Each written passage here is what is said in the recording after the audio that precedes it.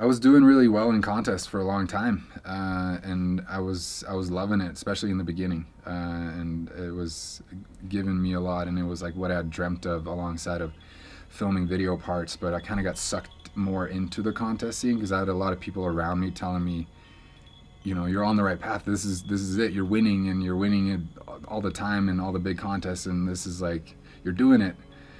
But the more I would win and the more I would win the same contest over again, it kind of got to a point where I'm like, this isn't making me happy like I thought it would. And it was actually kind of doing the opposite. It got to a point where I'm like, what am I even doing here? And you know, it's like riding on somebody else's schedule all the time, and like I'm so in love with the creative part of snowboarding and filming and making movies, and that's kind of what got me into it in the first place. But this contest side kind of took over and was putting me in this hole that I didn't know existed. I've been his agent for, it's been a while, like 12 years maybe now, maybe 13, and I met him through Andreas way back when, and I worked with Andreas, and then Torstein was introduced to me that way, and I was just always fascinated by how he just, well, one, his talent, and two, he always was thinking outside the box and kind of ahead of the curve on, like back then he was, you know, he was getting last part in standard movies, as well as winning and dominating contests or being on the podium all, you know, at the same time, which, as you know, is tough, and not many people have ever done that. So, you know, Torstein, when he first started riding for DC, he was 19 years old, and he'd never been to these major contests. And he knew, because he was a strategist, I mean, he had a vision for where he wanted things to go. He knew at 19 that he wanted to be in these movies. He knew he wanted to learn this thing called powder. He knew he wanted to win snowboarding contests, and he knew that they were a vehicle to get him to riding powder. And we would map out Torstein's season. So it was, hey, you're gonna go to Tokyo and you're gonna go do Big Air. Then you're gonna come back to the US and you're going to do X Games. You're gonna do the Do Tour. You're gonna do the following contest. And it was always too many contests. It was really, you know, his vision was, if you do this now, you're setting yourself up for the rest of your career. If you win enough contests in this earlier stage, you can do whatever. You can write your own ticket. I remember my first video was Revival by Kingpin, and just, it was the first time I had like a movie that was mine in my house, or, you know, at my family's place. And I remember my mom coming into the room one day, and it was like one of those like violent scenes, and it was like, what are you watching? So it's a snowboarding movie. This is just snowboarding. It's like, just wait, it starts, you know? And then like Whitlake's part or Crawford's part would drop, and it was like, oh, yeah, okay, all right, cool. I mean, I'd never heard of him, but then he came to the Mountain Lab, and he was just basically a wizard on his snowboard. Yeah, and he was like really confident, and just, yeah, it was just anything he wanted to do, he could do. It was really rad to see. Once he came out with us, I was thinking, well, I had seen some of his parts in, what was he in, like, the standard movies. He had like a couple parts there. Yeah, like banger parts that I had assumed he had filmed like all year.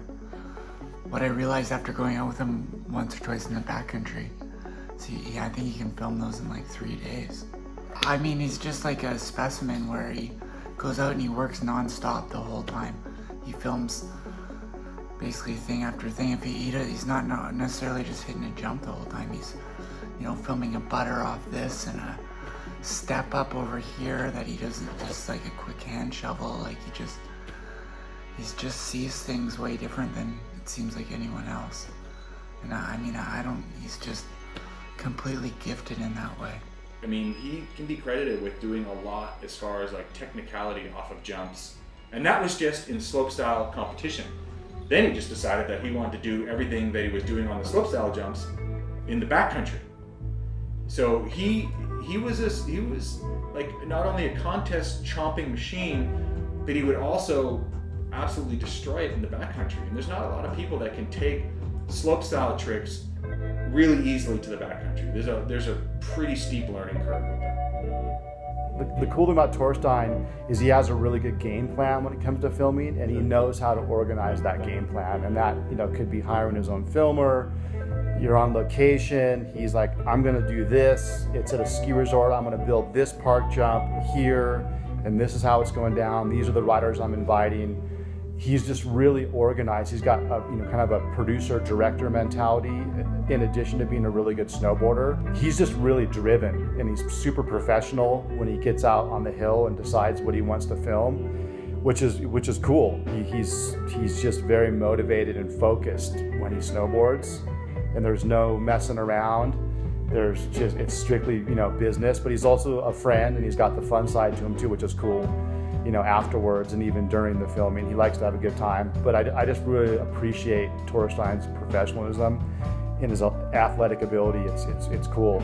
You know, it's a pleasure working with people like that. I haven't been talking English in a while, so I'm like searching for the words. Torstein has an exceptional drive towards snowboarding and work, and he really knows what he wants. He has a vision, and he can see new tricks in his head, and he's also really hard on his style. He really wants to get everything together, and he wants to do it the best. He wants to be the best and the smoothest. I guess it's with every successful person, you have to work really hard, and that's what he does. And if you're not following that timeline, you can't be there. And if you follow it, you will be successful yourself. On trips, first hit is like his hardest trick almost every time, and I'd say 9 times out of 10 he lands it. Like, it's insane. Like, I think I was like a year before I saw him fall. I'm like, dude, what is up with this guy? He is a machine. Torstein was this young rider coming out of Norway, was really starting to make a name for himself, and he had something to prove. Like, Torstein was the dude who every session was trying to be the best one at that session. Whether or not he realized that or not, I don't know, but it just always kind of ended up that way. Like, Torstein had something to prove. So he was like super intense in the beginning, and I think that's probably a lot of the reason why he's been as successful as he's been too. Back then it was always like, there was always a goal. He was never where he wanted to be. He wanted to, if he won something, he just wanted to win the next, you know what I mean? And now it's more like, I'm where I am, and I'm happy to be here.